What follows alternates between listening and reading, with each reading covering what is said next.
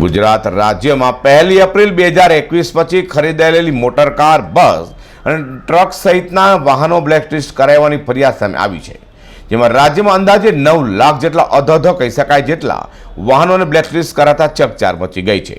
તો નેતાઓના વાહનો પણ બ્લેકલિસ્ટ કરાતા આક્ષેપો કરાયા છે. ગુજરાત રાજ્ય આરટીઓનો વધુ એક વિવાદ સામે આવ્યો છે. વાત એમ છે કે 1 એપ્રિલ 2021 પછી ખરીદી કરવામાં આવેલી કાર, બસ, ટ્રક સહિતના આશરે 9 લાખ જેટલા વાહનો બ્લેકલિસ્ટ કરાયા છે.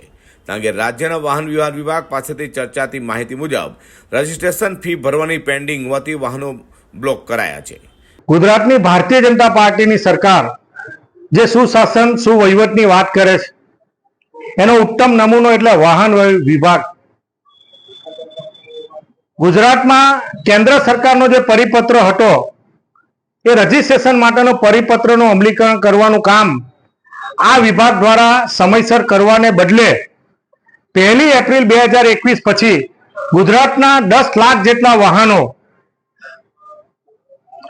નું જે રજીસ્ટ્રેશન કરવામાં આવ્યું અને રજીસ્ટ્રેશન કર્યા પછી એના નામે થયા પછી 240 રૂપિયા જેવો નજીવો રજીસ્ટ્રેશન ફી બાકી છે એમ કરીને સામાજિક રીતે સંકળાયેલા, રાજકીય રીતે સંકળાયેલા બૌદ્ધિક લોકો, મારી પોતાની પણ ગાડી બ્લેકલિસ્ટ કરવામાં આવી છે એ પ્રકારની મને માહિતી મળતા અને બીજા અન્ય લોકોએ મને ફરિયાદ કરતા માનનીય મંત્રીશ્રીને, માનનીય મુખ્યમંત્રીશ્રીને પત્ર લખીને વિનંતી કરી કે જે અધિકારીને 2021 અને 2023 ઓક્ટોબર પછી ખબર પડી કે આ પ્રકારની પરિસ્થિતિના કારણે 240 રૂપિયા જેટલા બાકી છે, તે અધિકારી સામે તપાસ કરવાને બદલે, એ અધિકારી સામે પગલાં લેવાને બદલે, એની પાસે વસૂલાત કરવાને બદલે ગુજરાતના 10 લાખ વાહન ચાલકોને માથે આ બ્લેકલિસ્ટ નામનું લેબલ લગાવવામાં આવ્યું છે.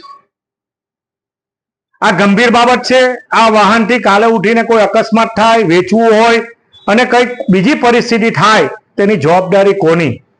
આ સમગ્ર બાબતમાં કોઈ લોકોને વિચારતા કર્યા, લોકોને તકલીફમાં મૂકવાનું કામ આ વિભાગ અને ગુજરાત સરકારે કર્યું હોય ત્યારે આ બાબતમાં ઊંડી તપાસ થવી જોઈએ અને તાત્કાલિક અસરથી આ બાબતમાં પગલાં લેવા જોઈએ એ પ્રકારની માંગણીનો મેં પત્ર લખ્યો. જ્યારે આ અંગે કોંગ્રેસ નેતા દર્શન નાયકે મુખ્યમંત્રીને ફરિયાદ કરી હતી અને મીડિયા સાથે વાત કરતા જણાવ્યું હતું કે ગુજરાત ભાજપ પ્રદેશ પ્રમુખ CR પાટીલના પુત્ર જિગ્નેશ પાટીલની મોટર કાર બ્લેકલિસ્ટ કરાઈ છે.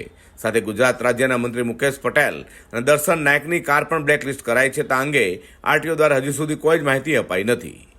અઝર કુર્સી સાથે પ્રકાશવાળા.